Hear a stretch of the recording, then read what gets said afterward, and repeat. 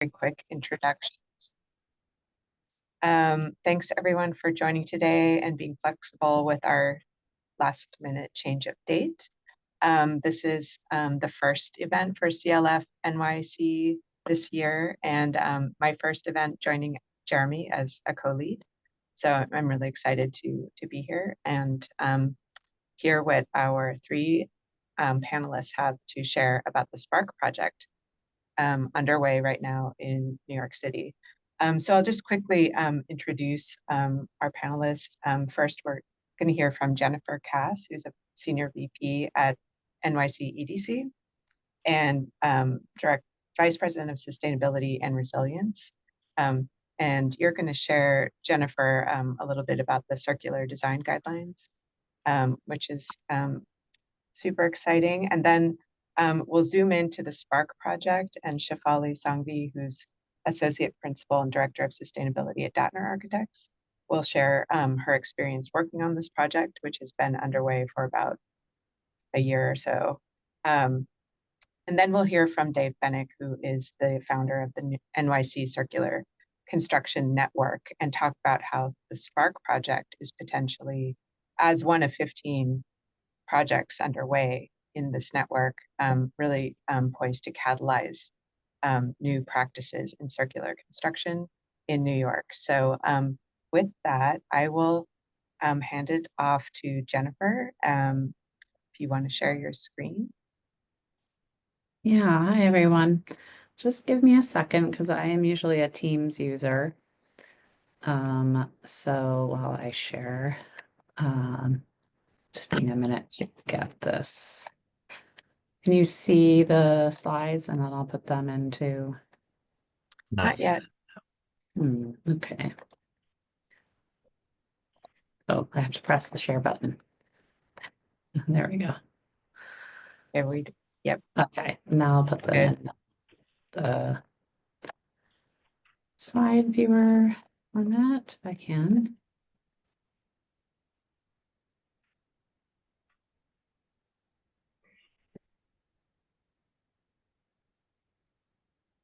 Yeah, so thanks everyone for joining today. We are always happy to talk more about our, can't say new anymore, but the circular design and construction guidelines that we issued last year.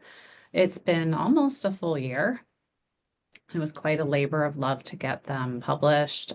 So now they're out living in the environment, and we're seeing how they're being put to use, which I'm very happy to hear Shefali talk about more following my discussion.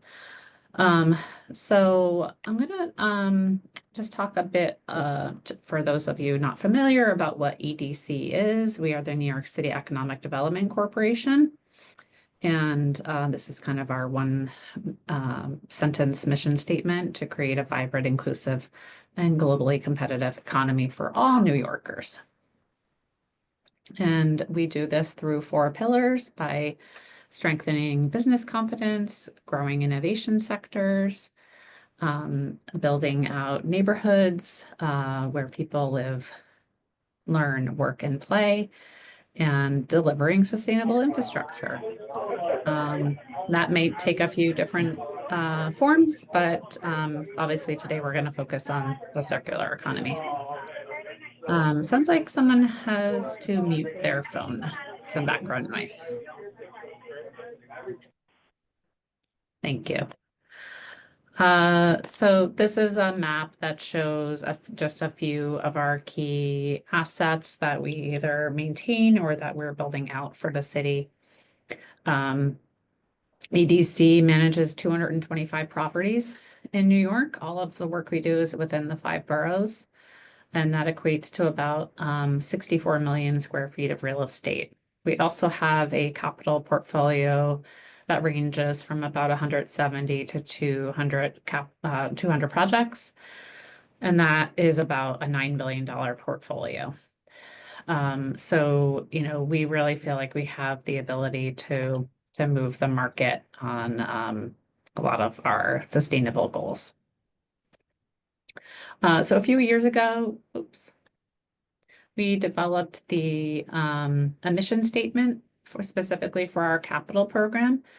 You know, there's a lot of focus right now on carbon, and obviously this is Carbon Leadership Forum discussion, but we also saw in recent years some erosion of other environmental protections, and we wanted to make sure that we uphold those as well, including natural resources protection and water conservation and things like that. And we also really make sure that we include resilience as part of our sustainability mission.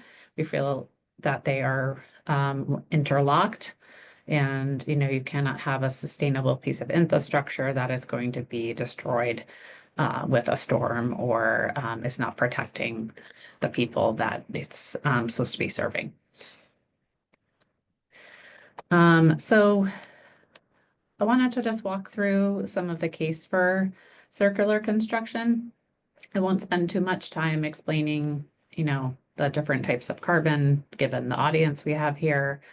But just a reminder for folks of some of the stats we're talking about and how they relate to construction. Embodied carbon is about 30% of a building's emissions, specifically for buildings. And buildings account for about 11% of embodied carbon globally. And we also want to, you know, when we're talking about environmental protections, looking at landfill and the waste stream, AIA New York had done a study several years ago and developed a zero waste guideline, and they found the data available at that time showed that 25 to 40% of the solid waste stream by weight is C&D. So we really feel like we have the opportunity through the circular construction guidelines to impact all of the environmental goals we just mentioned, obviously to reduce embodied carbon, but also to reduce other environmental impacts like habitat loss and you know, truck emissions and traffic.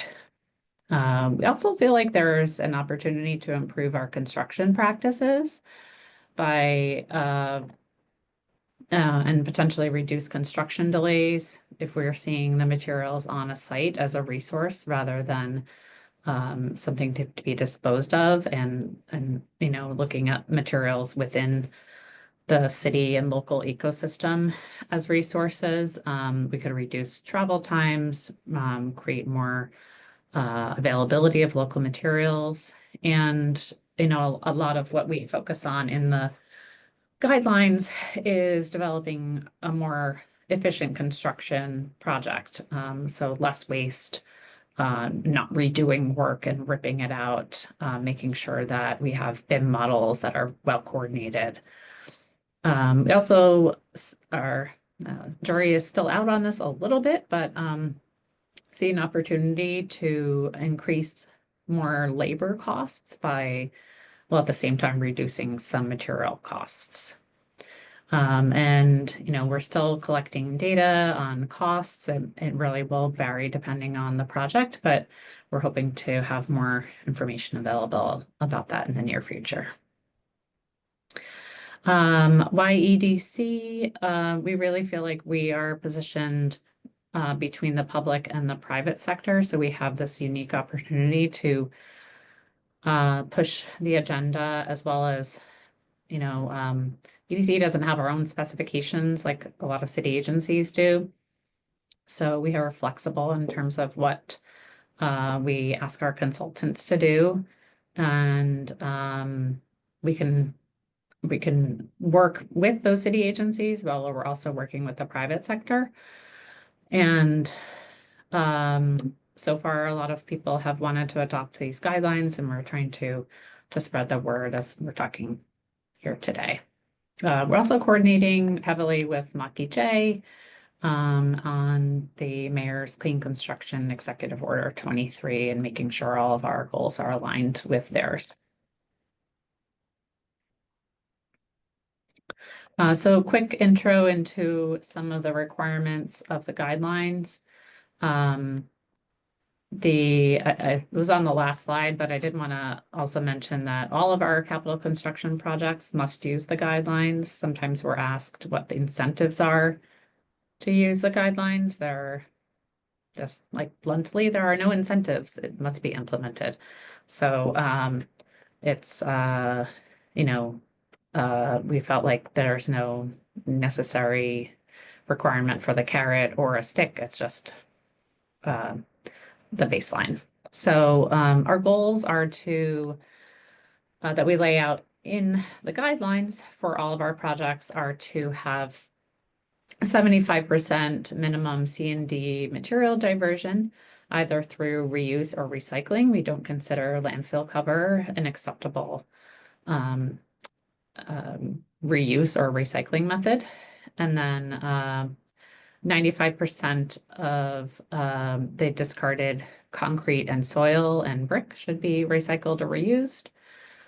And then we want to see 25% of materials on new construction to be low carbon or sustainable.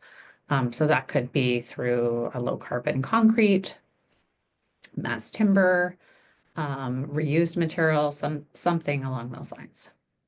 And then the guidelines lay out various strategies by project phase to suggestions for how to achieve circular design.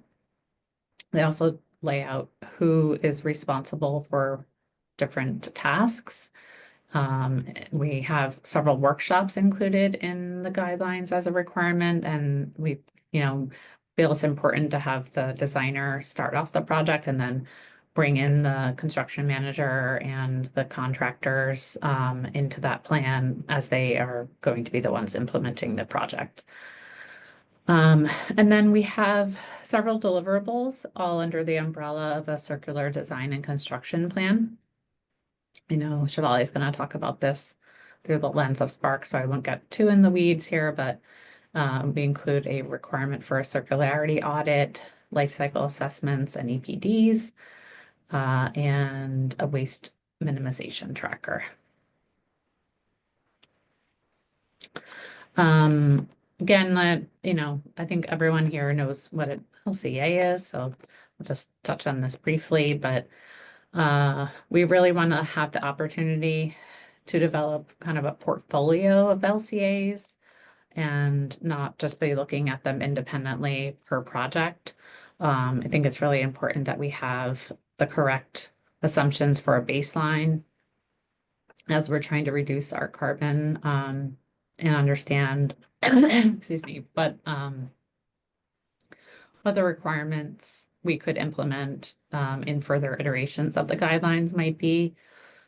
And excuse me,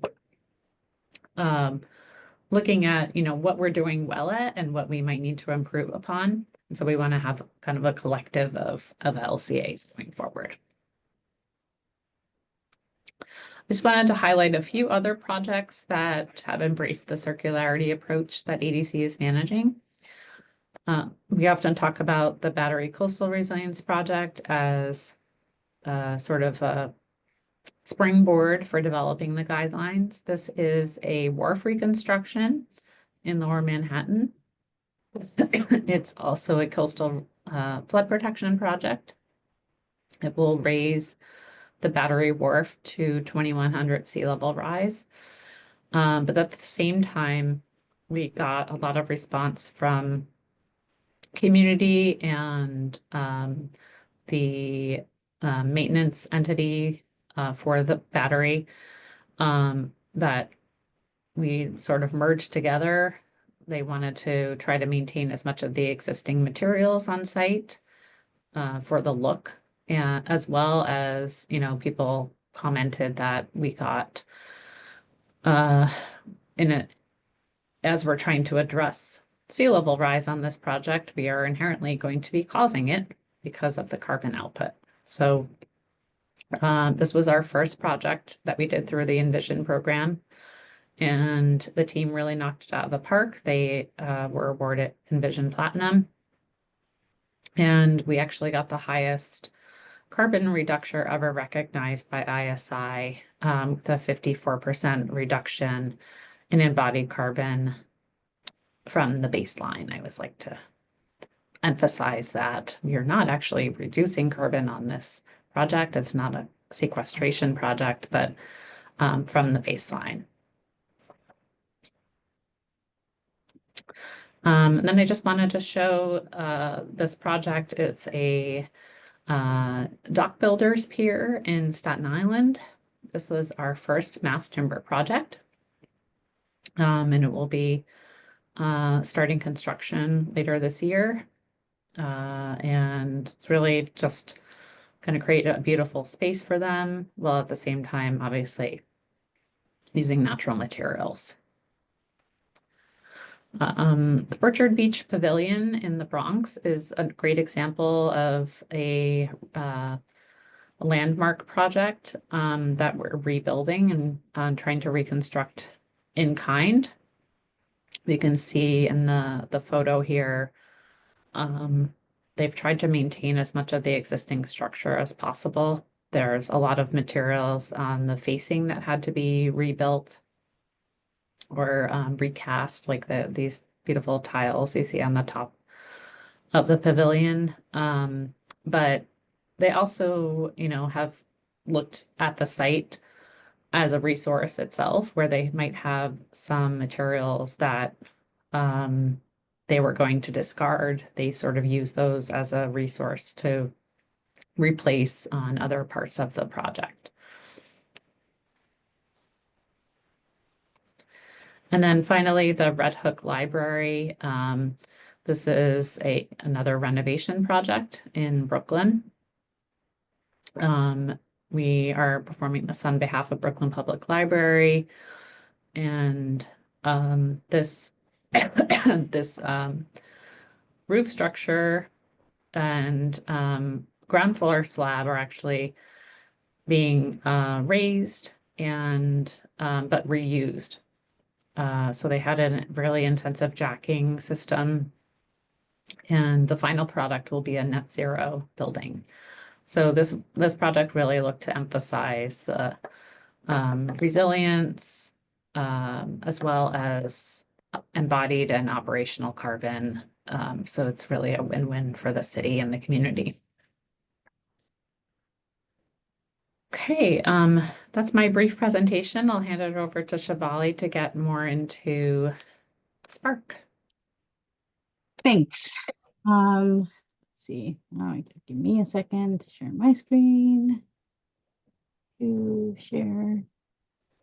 Great. So can everyone see my screen? Great.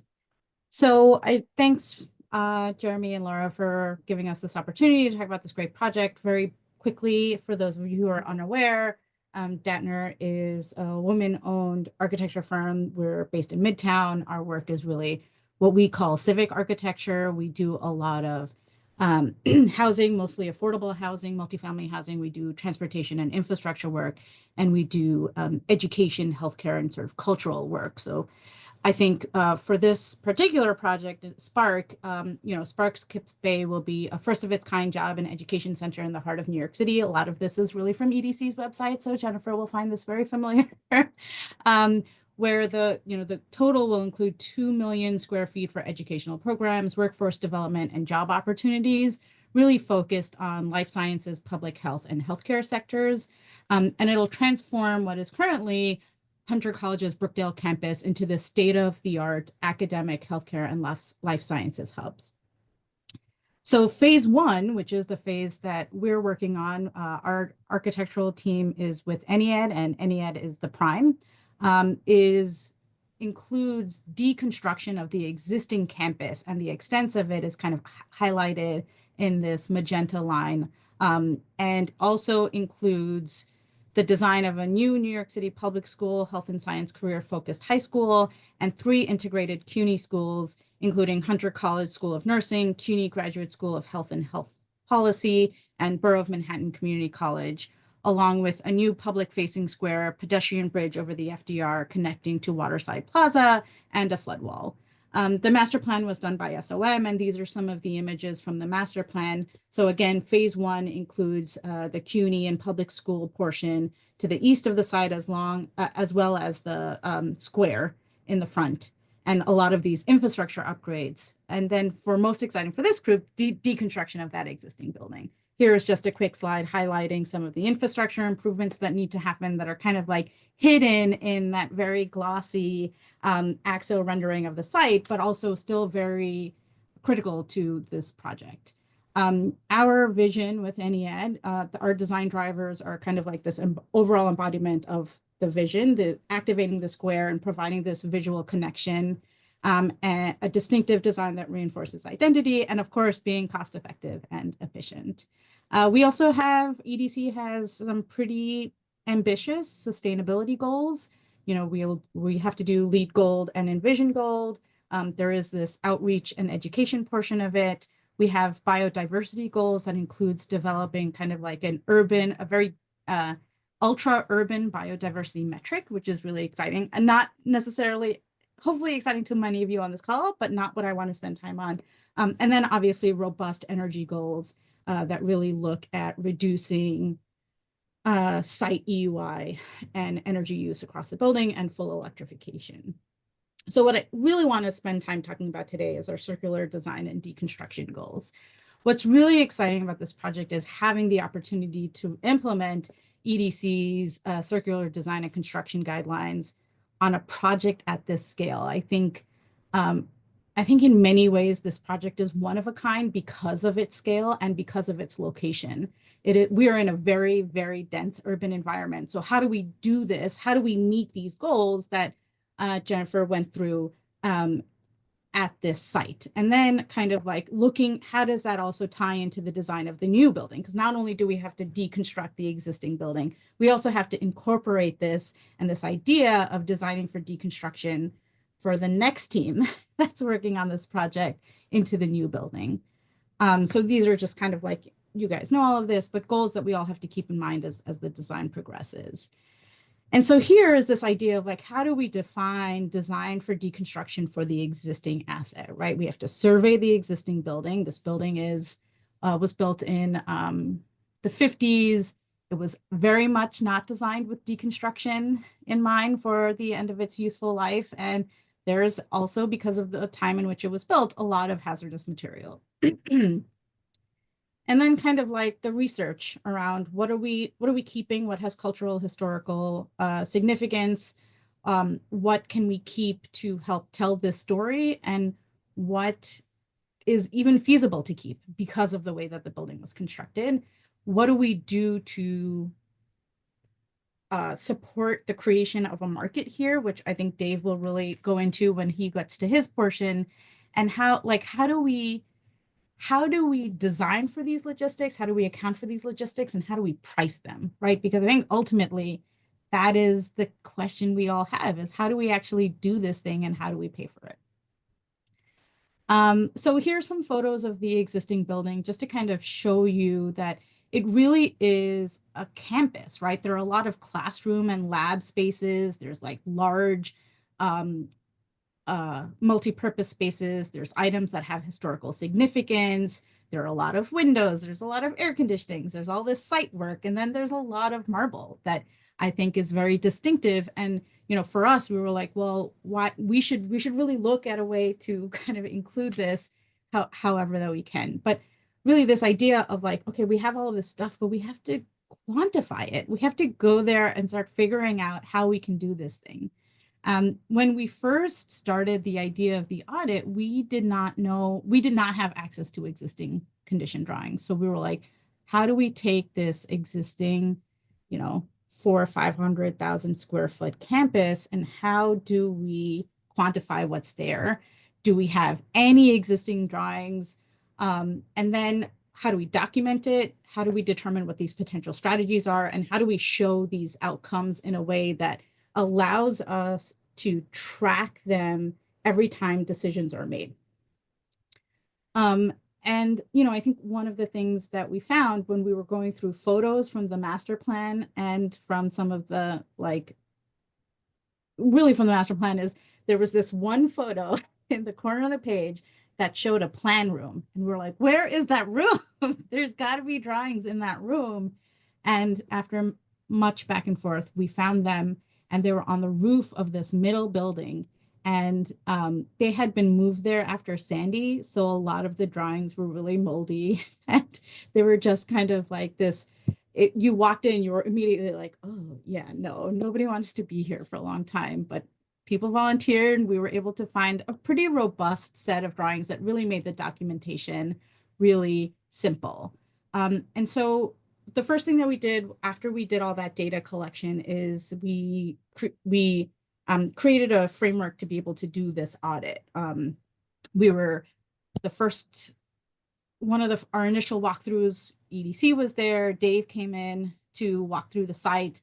It was really kind of exciting and felt like this really momentous opportunity to start thinking about shifting that paradigm of how do we demo existing buildings? How do we assign value? Like, it's really, and I think that's a big part of this, is that we're redefining how value is assigned to buildings that otherwise can't be reused or adapted.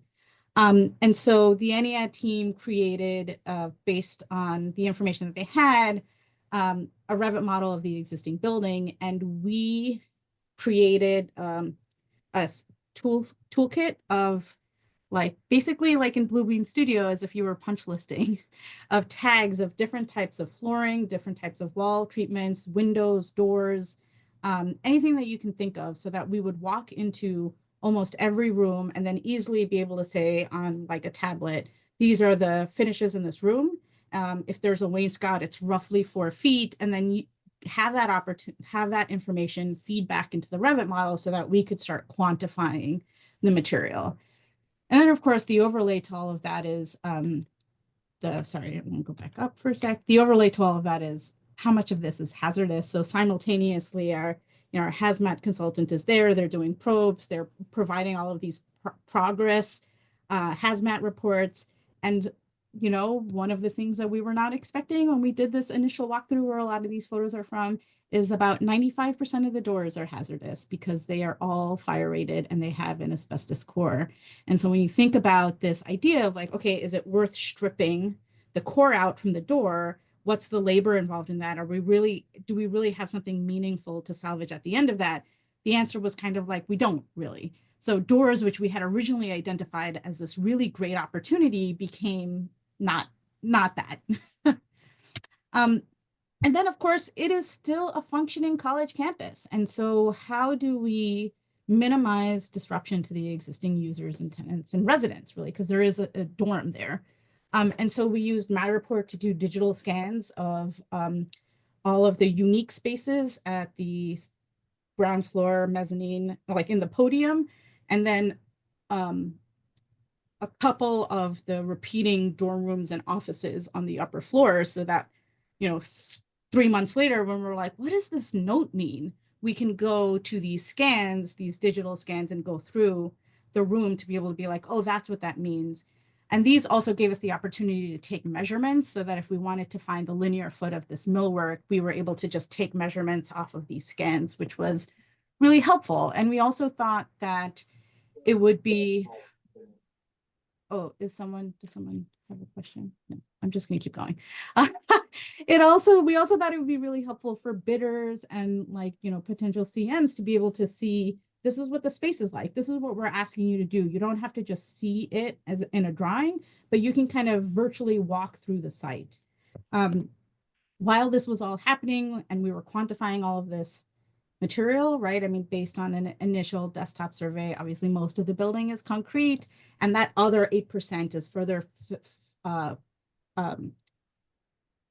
further defined in all of these little pieces of that pie chart. We were also doing outreach in developing not only that circularity market, but working with vendors that talk on their website of like, oh, we really use recycled material in our recycled content rather in our material, being like, okay, do you want it? Because I've got all this stuff that you can have. Like, I have all this marble. Do you want it to be able to use as an aggregate in a terrazzo? And I think like being able to work on all of these, what was really exciting was being able to work on all of these prongs, I guess, at the same time, while also recognizing that a big part of this is the CM coming on board and pricing all of it. And, I think that we can talk about that during the panel, but this I thought would be this idea of like, how do we build this secondary market would be a good segue into Dave's portion. I rushed through just so that we would have time for panel. So with that, I will turn it over to Dave. Thank you. Okay, thank you. Let's see. I am going to try and get mine ready here. There we go. Can you see my slides? Can anybody see that? Almost. Yes. Oh, there they are. Yeah. There they are. Oh, good. Okay. Yeah. So forgive me if I refer to myself in the third person as Deconstruction Dave, but that name's kind of stuck since I arrived in New York City. So yeah, I think SPARC is a really special project, and we needed a really special response from the circular economy for this project. And so that's why I created what I'm calling the New York City Circular Construction Network. And basically, we realized that you can't take a project like this where you have lofty goals of diversion and input that massive amount of materials into a system that's not prepared for it. So I just imagine millions of pounds of diversion. It has to go somewhere. It has to be done in a short period of time. And what are we going to do about that? Well, we could try to prepare. And one thing was we could try to create infrastructure to support that project. But what I wanted to do is support all projects, large and small. And so we currently have, actually, we have about 16 or 17 projects now. And some of them are really small. Some of them even are residential, and some are large like this. We have about 19 structures now since I created this slide. It's gone up a little. But really, what it represents is, if you combine all of the projects together and you say, well, they weigh over 100 million pounds. So that gives you some sense of the scale and what's at stake here.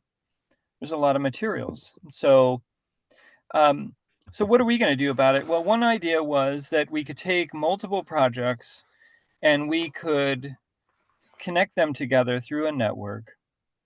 And that those projects, some of them are getting rid of a building, some of them are building a building, and some of them are building a building after they get rid of a building. So that's supply and demand, right?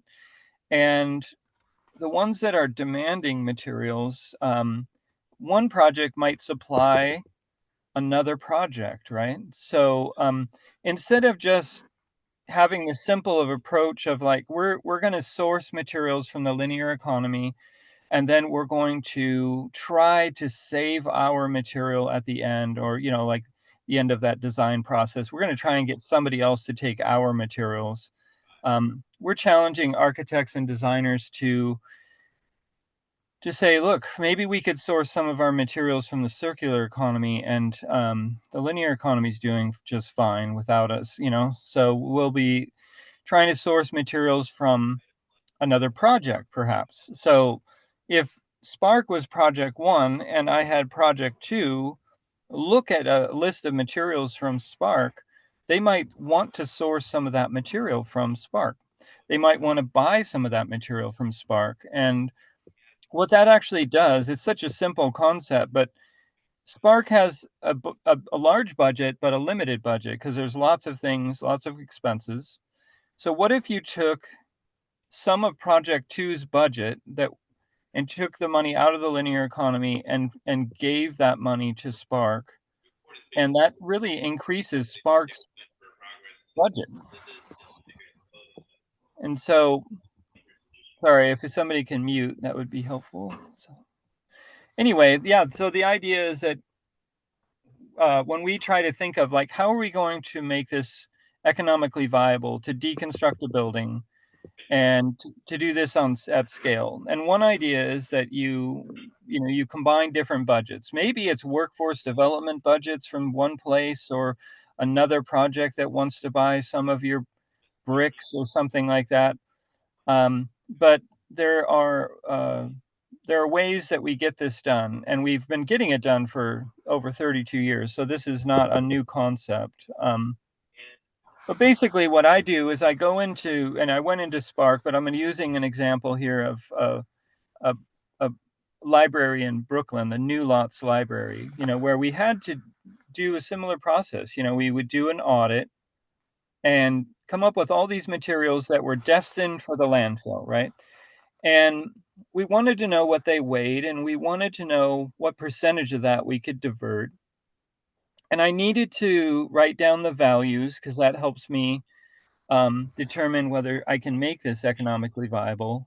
A lot of times you think of the material as debris, or you think of it as a liability. We think of it as an asset. And so we when I see a table, I see, $25, I see $75, whatever. I don't see something that I have to throw away. So we leverage that value to help pay for the removal of it. And is there a way to mute that? Sorry. I don't know if anybody can help me with that. So, Yep. So, the general idea is, well, now we know what it's worth, but what's going to take to get it out? So when we do an audit, we're not there to just give you numbers. We're there to solve problems. So we find out what's there. We find out how much it weighs, how much it's worth, and then we try to assign a labor value to it. Like, how much is it going to take? How much labor is going to take to remove this item? And meanwhile, we're trying to find people who want the materials, and we're trying to get them to perhaps provide an input of labor, which then decreases the labor costs required. And so one way to do that is to come up with, to post the materials somewhere where they can see that. So if you want to try out the website, we don't have the materials exchange up yet. It's just today, just for you, this group, a one-time only offer.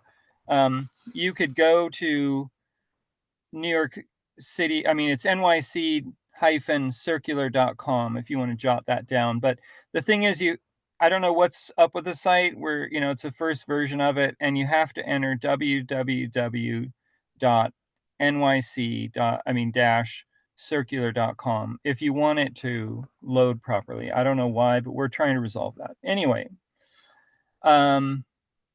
so we're working with iWasteNot Systems to create a materials exchange for our 17, our 18, our 30, our 50 projects, whatever, every day it's something different.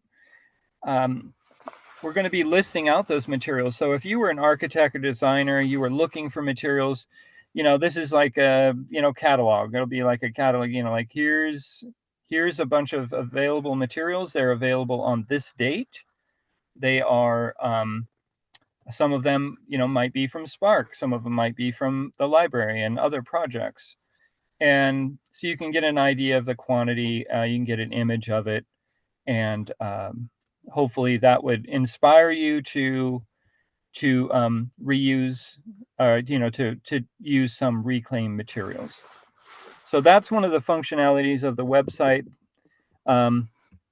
Another one is that we're creating a wish list, and that is for projects that say, I need a spiral staircase, and I know that I don't have one right now. So that the idea is that we would try and find one for you. So that's part of the website, is the infrastructure. Like I said, the infrastructure that we're trying to create. So networking different people, different projects, and different practitioners all together to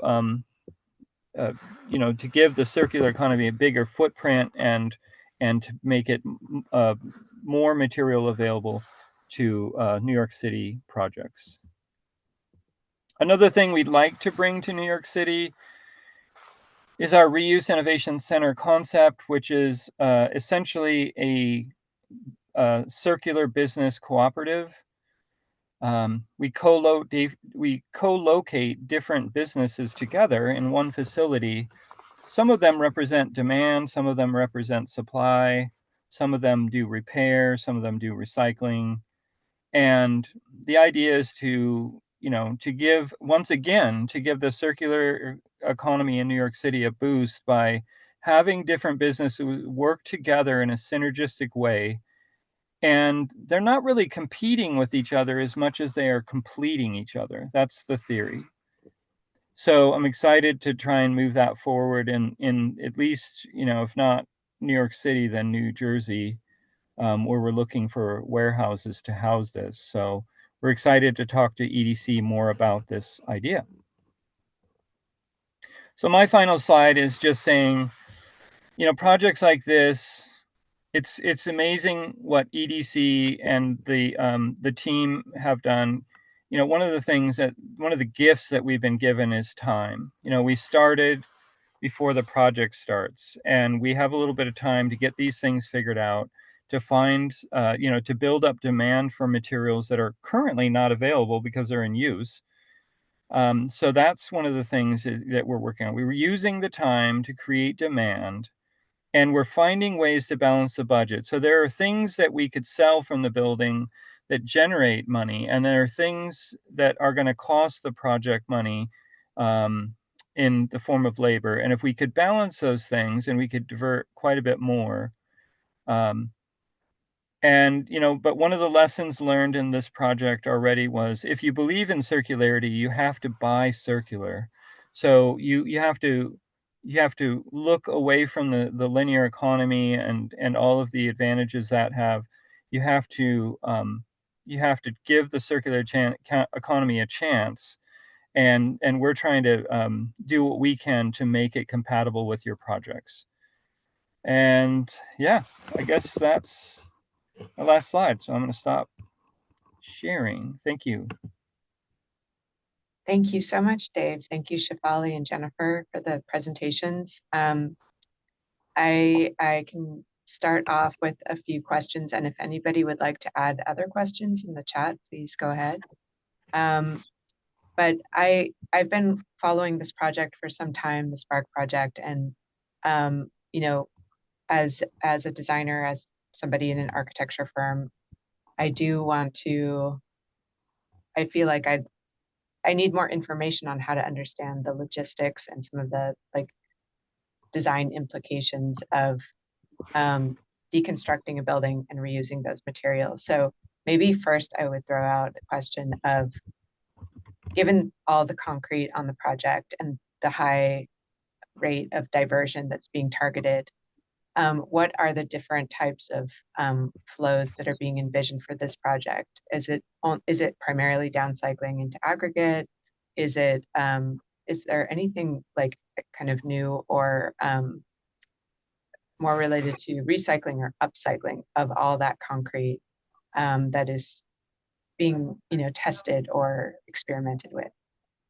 And I think Shefali might be someone to, or Dave, one of you probably has good insight into this. Well, when we first were kind of like pie in the sky brainstorming ideas of what to do with all of this material, some of the things that we were looking at was could the flat plate concrete be used as panels for wall finishes? Could we have a pavilion in the square? Could we do a cut around a column and use them as kind of lily pads, as shade structures in the pavilion? But, I think, unfortunately, what we're finding is that the concrete is really being used as backfill. And I, just to be candid, these things, I'm really glad we did all of that research, but it costs money. And not only does it cost money for the labor involved in doing this kind of work, but also it costs money to store this. And that is really what we're finding to be the biggest struggle and the hardest thing to overcome is that cost of storage, because it's one thing to say like, hey, we'd like to provide these, 5,000 windows to the market, right? It's another thing entirely to say, oh, we want to reuse these windows to create like a bespoke greenhouse or something on the new building. So someone has to hold on to these windows and protect them for 5 years. Yeah. I can add to that, Shefali. I know you said, unfortunately, the concrete's going to be used as backfill, but I actually see it as an opportunity, not to be too positive about climate change, but like this is where sustainability and resilience are being married. The site has to be raised and to be protected. So we need that as a source of backfill on the site. And then just also to add into what you're saying about windows or, the unfortunate door story, but let's say the doors had been reusable. They don't need to be reused here. They can, this is where the marketplace comes in and they can be sent somewhere else. And then as Dave was pointing out, the importance is that everyone isn't just exporting their materials, like everyone's taking their clothes to Goodwill. Like you need to go and buy the stuff from Goodwill too, and be open, having the architect and the owner being open to having reused and refurbished materials on a site. Yeah, I think you're right. And, I think for me, the only reason I used unfortunately is because we did have these really fantastic ideas. Right. We were excited to, but you were Yeah. correct that like resiliency is so critical to the work that we're doing. And we have to like build up the site over 10 feet. So we got to do it somehow. So why not use it in this way? Yeah. But, I think this idea of buying circular and, not only like being able to offer products, but also buying products is really exciting. And so, I think what Dave is doing is really exciting because it helps facilitate that. Because a year ago, when we were talking about this, there wasn't really that framework in place for us to be able to be like, oh, NYCHA needs to replace doors. We have doors. Can we talk to each other about using these doors in an innovative sort of way? And it's like, how do we do that? Who's responsible for that? And I know that there's a lot of organizations doing that work, but to be able to think about this at this scale is really exciting. Yeah, and it sounds like actually, well, at some point you'll know how much of the material that was deconstructed remains on site and avoids all of those, carbon impacts of sourcing from elsewhere and transport, and then how much of it is taken off-site and, reused by somebody else, right? But Yeah, it sounds like some of it is being used on site, which is great. Yeah, but as long as it's being reused by someone, I think that ultimately is the goal, right? The ultimate goal is reduce landfill, like just diversion from landfill. But as long as someone gets to use it, I think we're considering that a win. And part of, Jennifer mentioned the waste management tracker is that we have to track this. Like we've allocated destinations based on these initial conversations and initial pricing information, but the CM is now responsible for tracking this information during the actual deconstruction phase of the building asset. I started calling it deco earlier this week because I didn't want to say demo, and deconstruction was just becoming too long. I'm not proposing that phrase sticks, but we need something. Like it. Okay. But, and then at the end, we get to compare, like, what were we able to do? And we're really hoping that working together and the fact that SPARC is this pilot project and this sort of beacon of innovation, that we actually do get to do reuse in kind or even upcycling with other projects that are also invested in developing this market, the circularity market in this area. Yeah. And maybe just to follow on that question for Dave, how is the network starting to plug into the materials coming out of the SPARC project? And are you seeing like what are people saying about the business side of reclaiming these materials and, you know, jobs creation from this new kind of, it's you know, an urban mining situation where people are able to like capture all this value and then make something from it. Yeah, well, so for me, this is year 33 of doing this kind of work, and we've diverted 100 million pounds so far. So we have good examples of how this works, you know. And one of the things is, when it comes to like jobs, for example, we did a comparison once with demolition and realized that there were examples where we had created 20 times more jobs than demolition. And so with New York City having a goal of creating 400,000 green collar jobs, this might be a good way to do it. You know, it's not just the removal of the materials, it's you know, it's the retail component, it's the design, it's the, you know, transforming those materials into new products, what we call remanufacturing, and repair, right? And then of course additional recycling jobs, because we're recycling way more than demolition ever could. So I think that on the jobs front, it's really great. On the material diversion side for SPARC, you know, like I'm working closely with Skanska right now. What we did as a team is we created a directory essentially of circular businesses in the New York City area that could serve this project and everyone else's projects. So the you know, we're reaching out to that network of, you know, of in the directory businesses and saying, you know, I'm showing them this is how I do this. You know, back wherever I work, I save thousands of materials from a building like this at no additional cost to the project. So that's one of the key things, is finding that balance, right? Making it economically viable. So I know how to do it. I just don't happen to live there or have a business there. So I'm trying to inspire and educate those businesses now so that they can come in, they can be ready by summer to take those thousands of materials and have it not cost the project anything. But you know, to the project's credit, every material, the lens that we looked at every material was, could this material be reused on site? You know, could it be used in the new building? That's the first lens that you look at a project through. And then you start relying on a network or, so we're there as a backup. And so every project should look at using their own materials first if they can. And I think even before that goal, Dave, you know, kind of going back to Shefali's presentation, this was before the designer team got on board, but like we did look at, is there any potential for the building to be reused? And unfortunately, it was too outdated and too contaminated.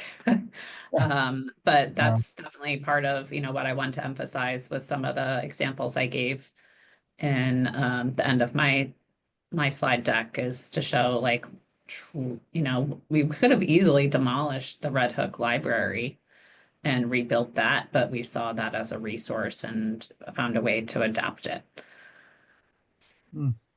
Right. And I know from looking at London's circularity design guidelines, they have like a decision tree that requires examining the existing structure first for reuse as a structure for a new building. So I was wondering how the network of circular design ideas is operating kind of at a global scale. Like, how are different cities learning from each other and informing policy? And are you able to, do you feel like you're able to, you know, take their lessons learned and success stories and apply them to New York? Or is New York really, you know, its own thing? When we were developing the guidelines, we partnered with Jacob to write those, and they did a lot of research into what was being done internationally as well as across the country, and that informed how we set our goals. Of course, like each market is different and kind of in a different place, So what is being done in Boulder can't necessarily be replicated in New York and vice versa. But, you know, and Dave highlighted the space premium needed for storage yards or, you know, the middle person yards. But you don't have that luxury in New York and a lot of places, but there are some opportunities for that. So, you know, we looked for inspiration in other areas and kind of took that with a grain of salt as well, because, you know, it's New York, and someone used this in the context of circularity the other day. Like, if you can make it in New York, you can make it anywhere, but it's not necessarily the opposite. And, you know, even with SPARC, although we have a whole city block to work on, it's constrained by the FDR Drive and First Avenue and the VA hospital and a park and Bellevue Hospital. And like, there's not like, oh, well, we have this whole empty lot. No, we have a lot that we're going to deconstruct and then build on top of. And so, you know, there's limited space wherever we're working.